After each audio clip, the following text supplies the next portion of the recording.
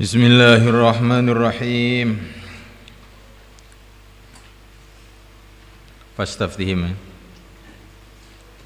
Fastaftihim ahum asyaddu khalqa amman khalaqna inna khalaqnahum min tinin lazib.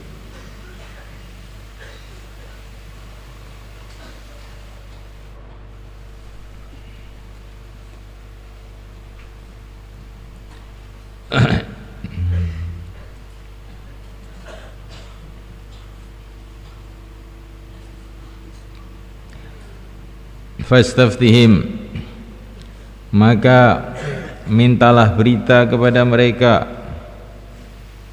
bertanyalah kepada mereka, ahum, apakah mereka ini asyaddu, lebih kuat khalqan penciptaannya, amman khalaqna, ataukah yang lebih kuat adalah orang-orang atau makhluk-makhluk khalaqna yang aku telah ciptakan.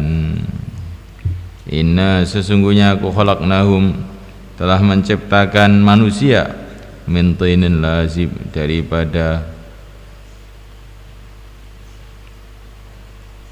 tin, daripada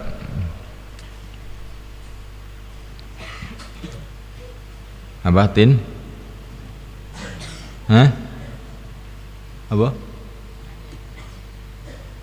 Maintenance daripada tin, ndut, apa? Lumpur, lazibin yang kelet, yang lengket, ya.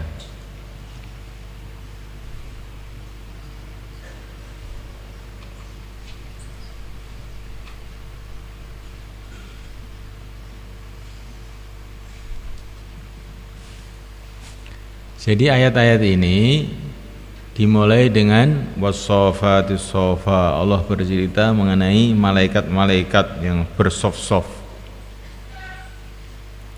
Wazajirati jazra, malaikat-malaikat yang menggiring awan. Wataliyati dzikra, orang-orang yang senantiasa membaca Al-Qur'an. Wujudnya malaikat-malaikat dengan bermacam-macam tugas yang menggiring awan, yang memikul arash, wal mudabbirati amra. Alam semesta ini digerakkan oleh Allah Subhanahu wa taala, asbabnya yang gaib adalah para malaikat. Sudah sering saya jelaskan, asbab itu ada dua. Asbab yang tampak, ya, semua orang kafir, orang iman semua tahu ini. Ada asbab yang tidak tampak, di antaranya adalah para malaikat-malaikat. Asbab yang tampak, asbab yang tidak tampak, semuanya adalah ciptaan Allah. Kematian, asbab yang tampak adalah karena ini, karena itu, karena sakit. Asbab yang tidak tampak adalah malaikat Israel. Dan asbab yang tampak ini, kesannya itu bila sudah ada asbab yang tidak tampak. Walaupun orang itu sakit, bagaimana sakitnya, kalau malaikat Israel belum datang ya nggak mati-mati. Tapi kalau asbab yang ghaib ini datang, walaupun asbab yang zahir itu tidak ada, akan tetap berkesan. Ini semua adalah tertib Allah begitu.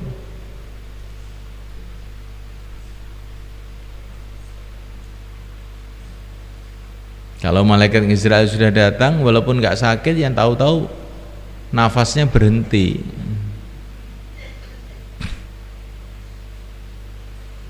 Di Badar, asbab yang zahir sedikit, tapi ada asbab yang gaib. Malaikat-malaikat pada datang, maka Orang-orang kafir pun dalam beberapa saat bisa dikalahkan. Ilmu juga begitu, ada asbab yang zahir, membaca, menulis, berpikir, alama bil qalam, baca kitab, memikirkan, ini juga asbab, ini dari Allah juga. Ada asbab yang gaib, ada malaikat-malaikat yang dikirim oleh Allah untuk meniupkan ilmu kepada hamba-hambanya yang Allah kehendaki. Jadi kalau asbab yang gaib itu datang, itu walaupun asbab yang zahir itu tidak ada, nanti tahu-tahu orang itu paham. Tapi asbab yang zahir ini ada. Kalau asbab yang gaib ini enggak ada, nanti tidak ada ilmu, kefahaman enggak ada. Bisa membaca, bisa nulis, bisa berpikir, kayak orang-orang yang belajar agama tapi bukan dengan jalan yang benar itu. Nah, akhirnya pemahamannya tidak benar, karena dia mencari ilmu cuma dengan asbab zahir. Asbab gaibnya enggak ada. Kenapa asbab gaibnya tidak ada? Karena amalan-amalannya tidak benar. Asbab gaib itu datangnya ketika ada amalan-amalan diridhoi oleh Allah, asbab kebaikan maksudnya. Wa taliyati dzikra, wujudnya orang-orang yang baca Quran, orang-orang ngaji, ini bagian dari tanda-tanda keagungan Allah ini. Ini wujudnya orang yang amal agama itu tanda-tanda keagungan Allah. Di zaman yang sudah hiruk pikuk kayak begini, ada orang-orang ngaji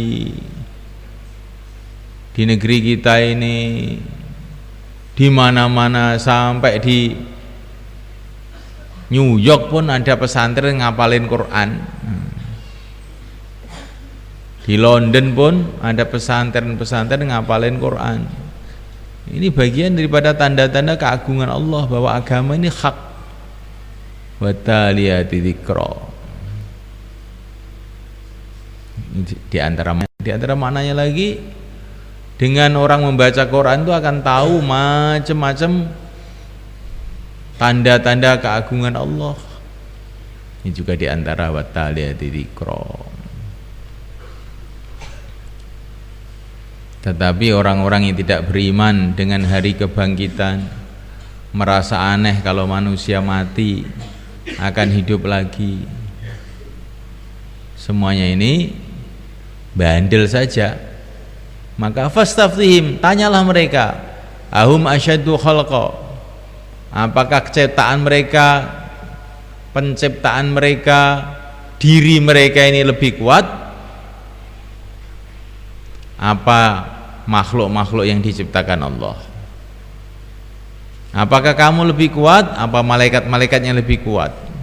Apakah kamu lebih kuat apa bumi langit yang lebih kuat? Kenapa begitu? Bukankah manusia ini juga ciptaan Allah? Kenapa kok dikatakan ahum asyaddu khalqa man khalaqna? Apakah mereka lebih kuat apa ciptaan Allah lebih kuat? Karena mereka ini enggak paham perkara ini, seolah-olah mereka itu berdiri sendiri tanpa Allah. Maka Allah mengatakan kepada mereka, tanya mereka, kamu lebih kuat apa langit bumi yang lebih kuat? Kamu yang lebih kuat apa malaikat-malaikat yang lebih kuat? Kok kamu bisa sombong?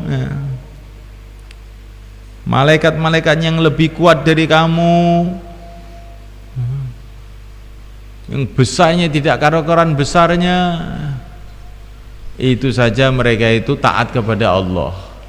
Lah kamu itu loh apa? Kamu itu badannya lemah, hidupnya pendek, pengetahuannya cetek, kok bisa-bisa menentang Allah itu loh. Kamu tuh gablek apa? Punya apa kamu itu?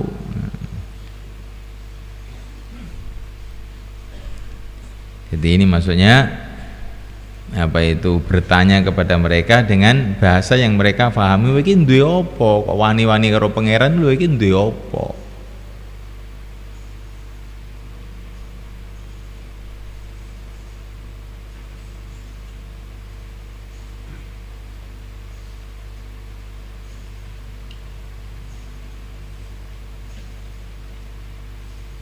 Lihat ciptaan-ciptaanku, yaitu para malaikat.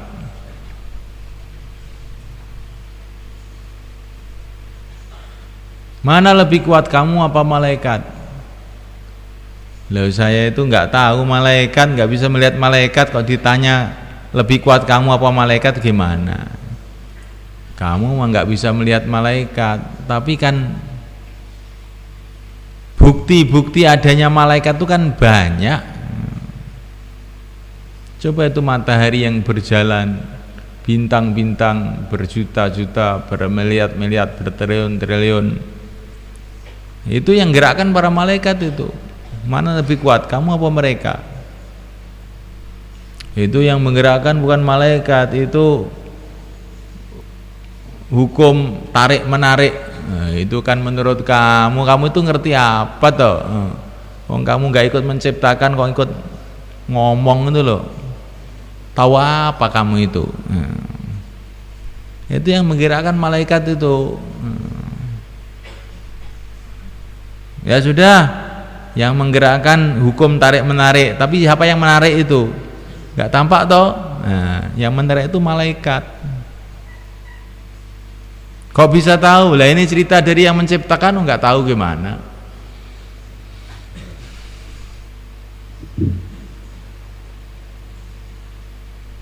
Mana yang lebih kuat? Malaikat-malaikat yang menjalankan matahari, menjalankan bulan, menjalankan bintang-bintang. Apa kamu? Kamu itu menjalankan sepeda aja sudah kereket, tulangnya sudah pada mau cepot gitu kok. Kok berani-beraninya kamu menentang Allah Subhanahu wa ta'ala. Jadi orang menentang Allah itu sebetulnya hanyalah saking bodohnya.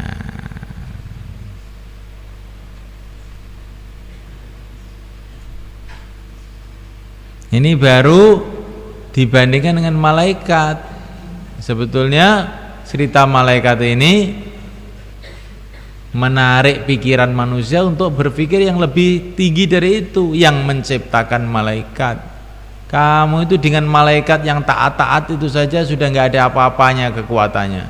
Bagaimana dengan Tuhannya malaikat, penciptanya malaikat? Kok kamu berani-berani itu, kamu tuh gablek apa?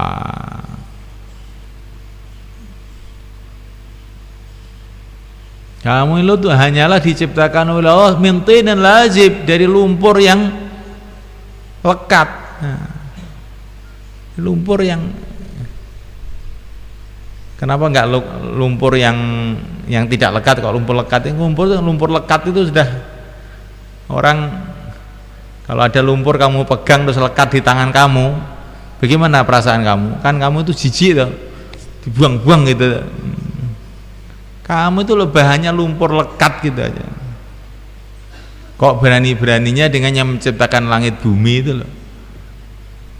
Betul-betul kamu ini orang yang kelewat batas. Jadi manusia itu diciptakan dari benda yang sangat hina, dari tanah, dari lumpur yang tiap hari kamu injek-injek itu bahannya kamu itu. Yang kamu injek-injek tiap hari kemana-mana itu bahannya kamu itu.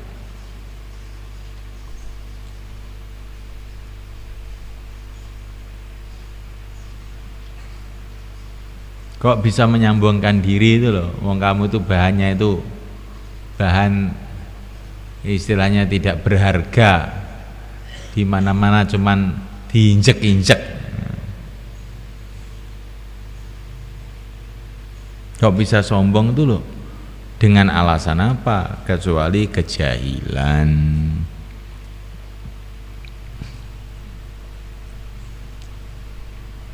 Bal ajibta wa yasharun. Bal ajibta, bahkan kamu heran. Mereka itu membohongkan Tuhan, itu membohongkan tanda-tanda keagungan Allah itu, kamu heran Muhammad, heran.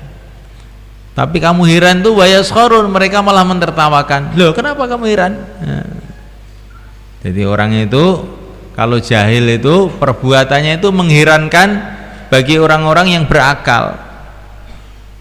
Tapi sudah dianggap aneh, heran, mereka malah mentertawakan. Loh, ya begini, ini yang modern, yang pinter ya saya ini. Wis goblok ngaku pinter. Nah. Ya orang yang tidak kenal kepada Allah itu betul-betul mengherankan sebetulnya itu. Orang yang mengingkari wujudnya Allah itu betul-betul mengherankan.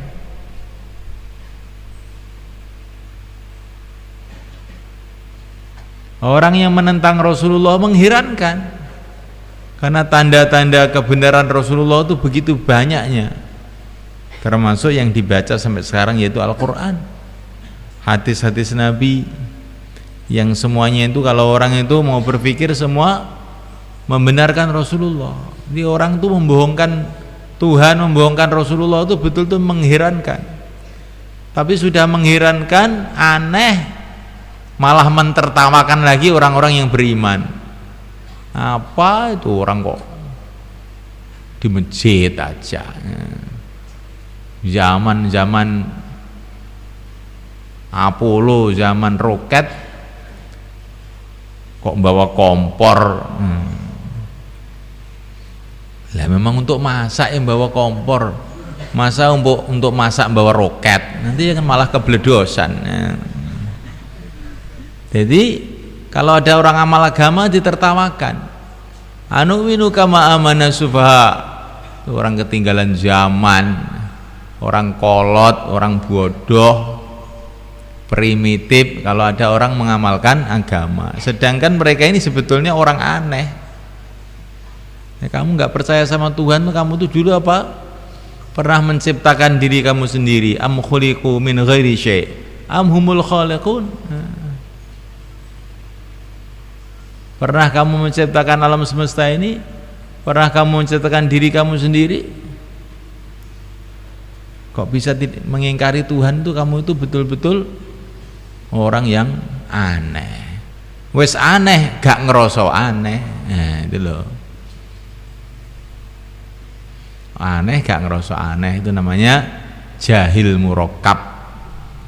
Jahil murakkab itu tidak tahu dan tidak merasa tidak tahu, perasaannya pinter padahal tidak tahu. Siapakah itu? Orang-orang yang tidak mengenal Allah. Itu orang yang paling jahil murakkab, yaitu walaupun namanya itu orang pandai, namanya profesor, namanya apa ya. Kasih nama yang banyak-banyak, profesor 10 atau 30 ya. Kalau kamu tidak kenal kepada Allah dan Rasulnya, sebetulnya kamu itu orang yang jahil murakkab.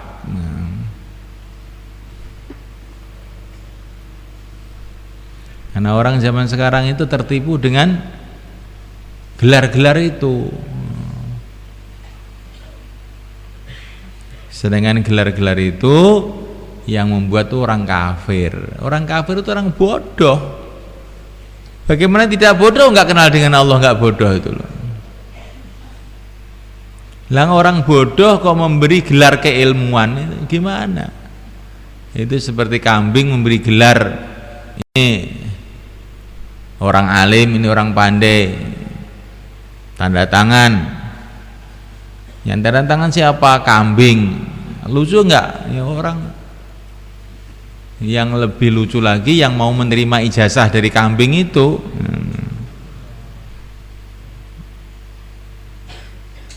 Nah, ini orang-orang kafir. Semoga Allah selamatkan kita.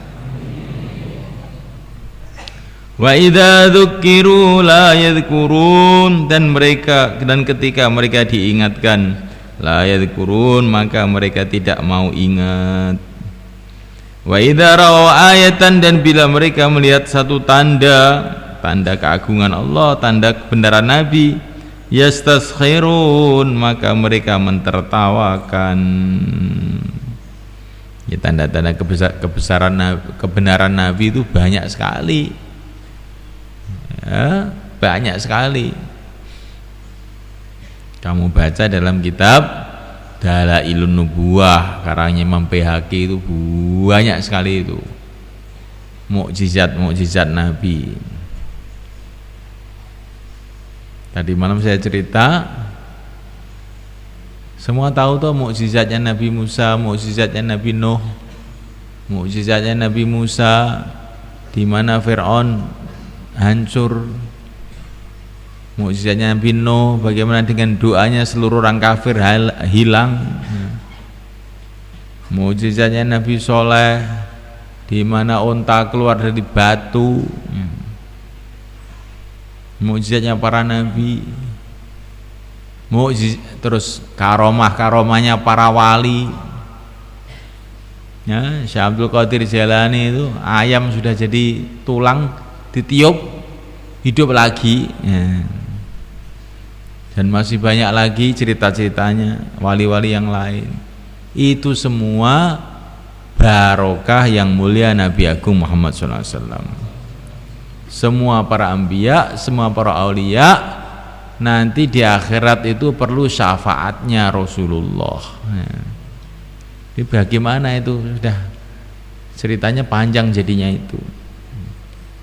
Tapi kalau orang itu tidak dapat hidayah, malah mentertawakan. Kayak ceritanya Abu Jahal usul sama Rasulullah, saya usul apa? Kalau kamu bisa memecahkan bulan ini, bulan kamu pecahkan, yang satu ke sana, yang satu kemari, maka saya akan beriman. Itu Abu Jahal datang dengan teman-temannya pada Rasulullah bilang gitu. Betul begitu? Iya, katanya. Maka Nabi sholat 2 rakaat, doa kepada Allah, tiba-tiba bulan itu pecah jadi 2. Nah, pecah jadi 2, teman-temannya Abu Jahal itu pada beriman. Tapi Abu Jahal, wah jangan beriman, ini tipuan, ini sihir ini, kamu matanya disihir Muhammad, ikut aja, emang ini pembohong besar ini. Nah, padahal yang usul tuh ya Abu Jahal itu, teman-temannya pada iman, dia sendiri nggak mau iman, malah mentertawakan. Jadi orang tuh kalau memang oleh Allah nggak dikasih iman tuh wajib tuh. Kamu jangan punya pikiran, seumpama saya itu punya kehebatan kayak Nabi Musa, oh orang kampung saya masuk Islam semua, keluar 4 bulan semua. Jangan bilang begitu.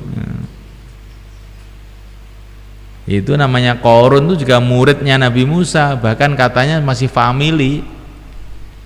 Hari-hari melihat mukjizat Nabi Musa, tapi malah beling, malah nakal jadi dukun. Bukan jadi dukun, yang jadi dukun tuh Samiri. Kalau ini bukan jadi dukun, jadi konglomerat, malah nggak mau bayar zakat, nentang Nabi Musa, bikin macam-macam fitnah. Jadi iman tuh pemberian Allah, bukan karena melihat mukjizat-mukjizat.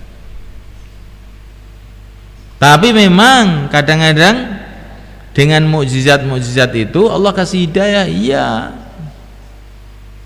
Tapi bukan mesti gitu. Bukan mesti.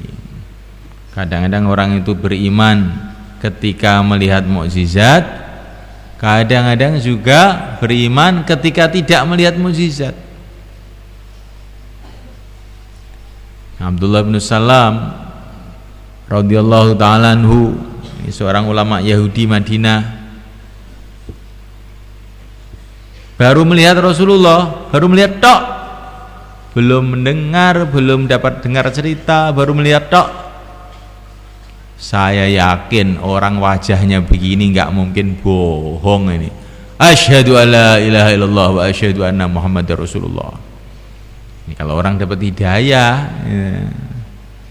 Tapi kalau orang nggak dapat hidayah itu ya eneng ae, alasannya kayak eneng ae. Seperti iblis sudah melihat surga, melihat neraka, temannya malaikat, omong Allah nggak kasih hidayah, ya tetap saja menjadi makhluk yang durhaka, makhluk yang dilaknat oleh Allah. Nah kita ini harus senantiasa mohon hidayah, itu mohon.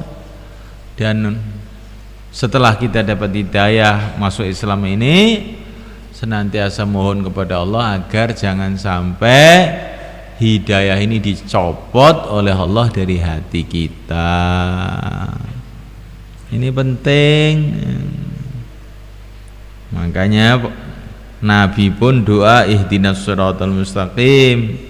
Maksudnya mohon supaya hidayah ini jangan sampai lepas, karena hidayah itu sudah ada, jangan sampai lepas. Nabi tidak mungkin hidayahnya lepas, itu nggak mungkin. Nabi itu maksum, tapi senantiasa takut, karena Nabi itu punya pemahaman Allah itu nggak ada batasnya. Walaupun Allah sudah jamin kamu masuk surga pun mereka tambah takut aja. Itu tandanya orang-orang yang mulia itu begitu itu.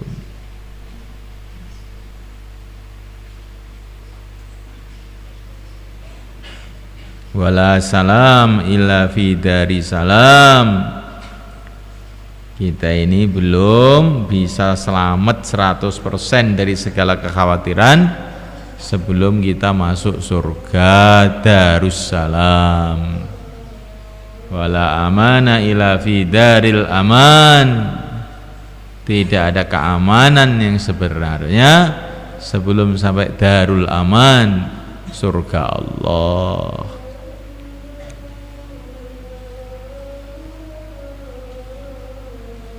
Wa qalu, dan mereka mengatakan in hadza, tidaklah tanda-tanda ini illa sihrun mubin, kecuali sihir yang jelas. Jadi ketika orang-orang kafir itu tidak mau beriman dan melihat tanda-tanda kebesaran Allah, mereka melihat mukjizat-mukjizat Nabi, mereka tidak bisa menganalisa. Sihir, sudah gitu aja. Ketika tidak bisa menganalisa, sihir.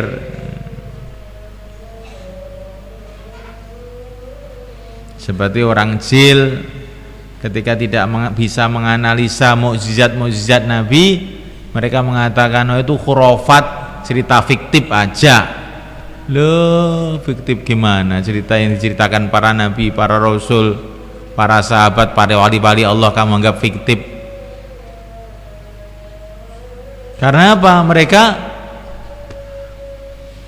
sangat jauh pemahamannya daripada kudrat Allah. Kudrat Allah yang menciptakan alam semesta ini, yang menciptakan seluruh makhluk ini. Apa sulit bagi Allah untuk menjadikan tongkat Nabi Musa jadi ular? Ular seluruh dunia ini loh asalnya dari tanah.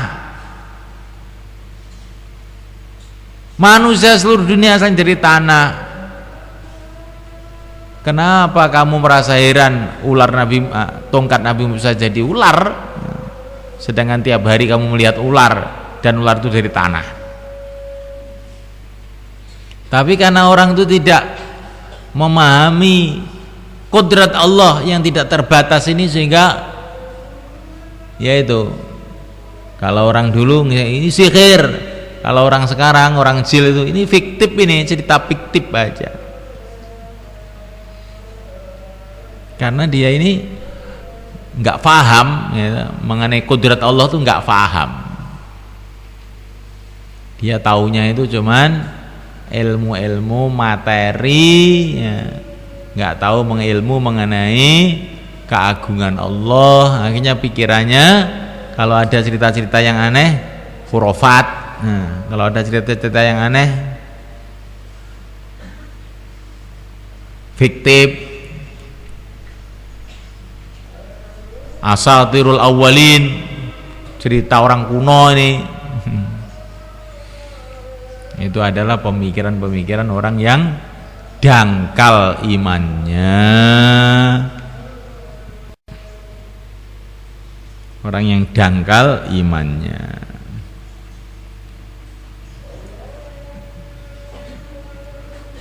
Itu termasuk orang-orang yang katanya modern kayak Muhammad Abduh, Rasul Ridho, orang Mesir itu Wahabi, tapi Wahabi modern. Itu juga begitu. Kalau ada cerita katanya Nabi Musa menyeberang lautan itu bukan masalah tongkat Nabi Musa, itu waktu itu pas ada angin gitu katanya. Karena anginnya itu kenceng sehingga lautan itu jadi mengering. Itu katanya Muhammad Abduh Rasul Ridho itu. Karena kalau dipukul kok terus lautan kering itu nggak masuk akal. Maka saya bilang sama orang-orang yang cerita sama saya itu, Nabi Musa mau lewat tahu-tahu datang angin juga nggak masuk akal kalau begitu. Kenapa kok ketika Nabi Musa mau lewat kok baru datang angin, sebelumnya nggak datang angin, kenapa? Kalau kamu kok bisa tahu datang angin, ya tahunya kapan kamu belum lahir. Yang ada dalam Quran itu, dan Quran ini cerita dari Rasulullah yang dikuatkan dengan mukjizat-mukjizat. Nabi Musa pukul lautan, langsung lautan jadi jalan raya. Kamu ini orang yang sebetulnya itu tidak kenal Tuhan, kamu ini sebetulnya itu. Bagi Allah SWT pencipta alam semesta ini mudah saja bagi Allah. Ada cerita mengenai Isra Mi'raj, Nabi naik ke langit. Itu pun orang-orang yang katanya modern itu juga masa namanya pesawat aja itu kalau naik terlalu cepat itu bisa terbakar. Itu daging orang naik ke atas nggak terbakar. Ya, ilmu kamu itu ilmu desa sebetulnya.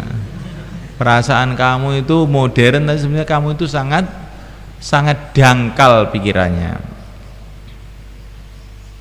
Ini yang menaikkan Rasulullah ke langit itu bukan perusahaan antariksa Amerika NASA, ya, sehingga perlu dengan kapsul, perlu dengan baja, perlu dengan mesin, perlu dengan teknologi.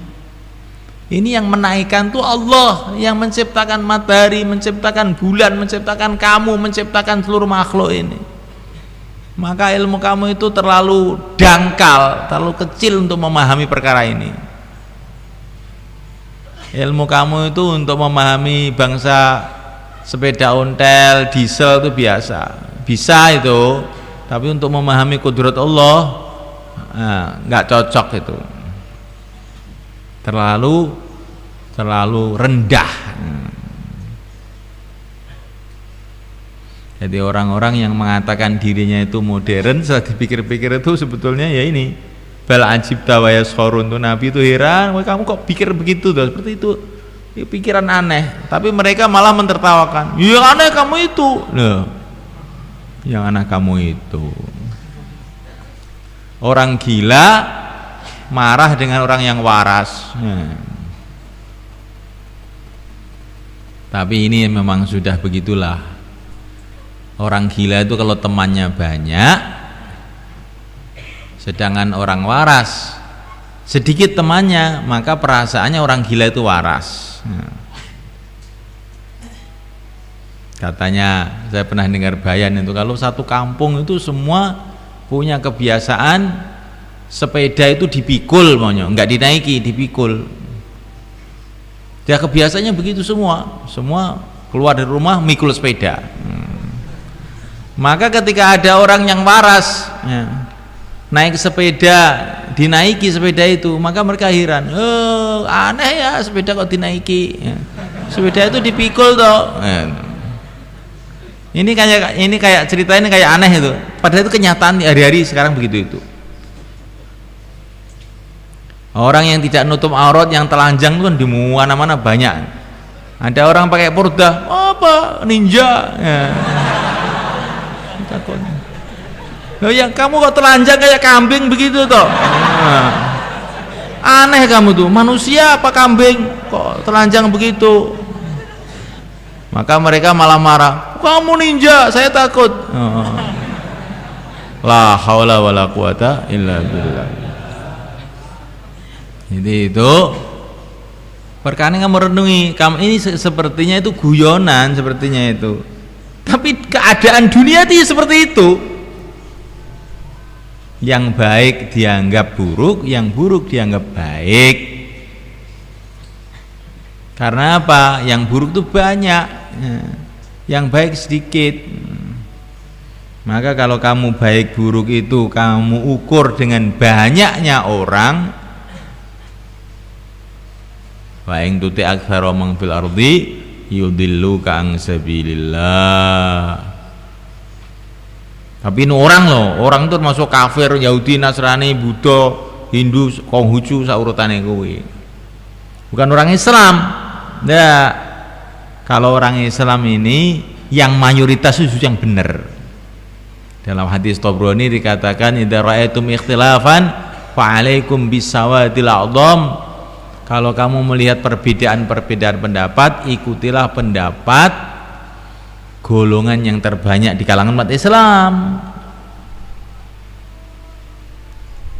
Tapi ya golongan yang terbanyak yang ngerti Islam maksudnya. Bukan golongan terbanyak yang bodoh, pendapatnya orang bodoh diikuti.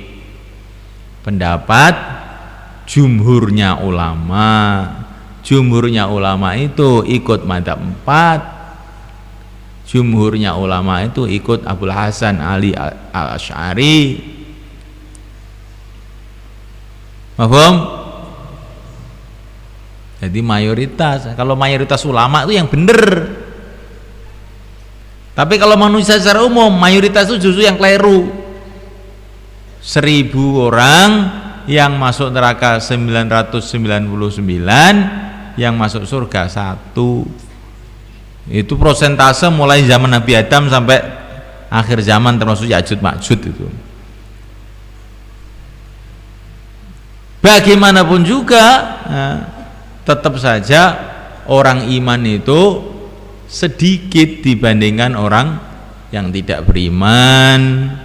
Kata Nabi dalam satu hadis dikatakan orang beriman itu seperti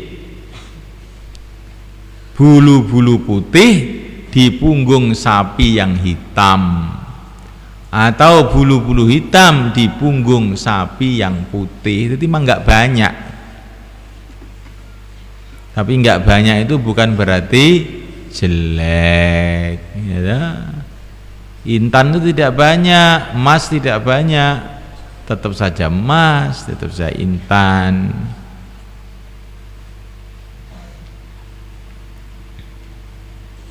Tapi jangan kamu salah paham ya. Kalau ulama yang terbanyak itu justru yang benar. Tapi kalau manusia secara umum, yang mayoritas itu justru yang calon neraka. Ya.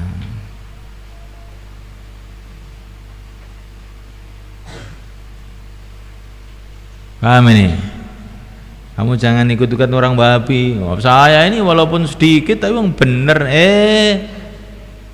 Kalau kamu tuh ngaku orang Islam yang sedikit itu berarti sempalan, tuh nggak bener itu, nggak bener itu. Umat Islam itu yang mayoritas yang beragama itu mengikuti madzhab 4 Asy'ari. Nah, kalau tidak begitu, kamu tidak ikut mayoritas, tidak ikut jumhur, maka kamu termasuk syadz. Wa man syadza finnar. Tapi kalau masih syahadat rukun iman 6 ya di neraka tidak selamanya, bukan finnar abadal abidin, tidak lah. syadza finnar itu bukan mesti abadal abidin, tapi kalau syadznya itu nyelewengnya itu sampai bertentangan dengan rukun iman 6, ya abadal abidin, selamanya di neraka. Tapi kalau syadznya itu tidak sampai ke situ, cuman sampai tingkatan anjing halal tahlilan haram itu aja, semoga itu tidak sampai ke rukun 6, itu nanti ya ke neraka, tapi semoga bisa keluar lagi. Ini betul loh, saya ini ngomong ini biar didengar. Oh, mereka juga ngomong seenaknya aja loh, gimana?